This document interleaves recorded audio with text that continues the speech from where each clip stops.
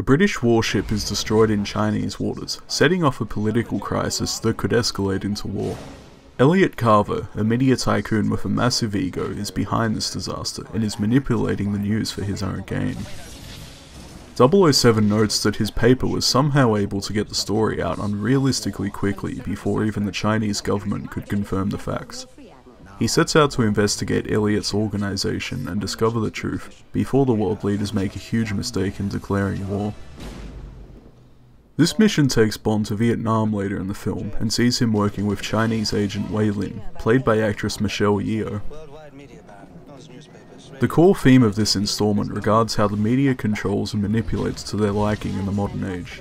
As the line goes in the film, words are the new weapons, satellites the new artillery.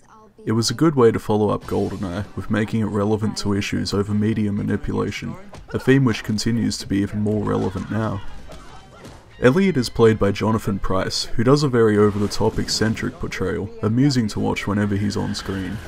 They also up the amount of gadgetry used in the movie, including James driving his car in an action sequence via his mobile phone. Probably not too far off considering how phones have evolved since 1997.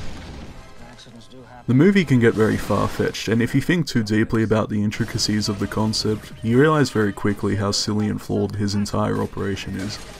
But the film is highly entertaining to watch, despite the flaws with it. One problem I had was that I just didn't feel any chemistry between Pierce and Michelle. I feel the film as a whole has a lot of small things that keep it back from being a fantastic film actually.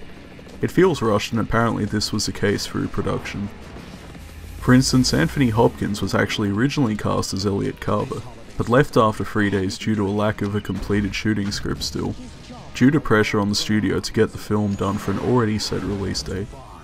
Despite its problems, Tomorrow Never Dies is a good follow-up to GoldenEye, and as I said earlier, very entertaining to watch. With more polish, this would have been something special, so it's unfortunate the potential wasn't quite used.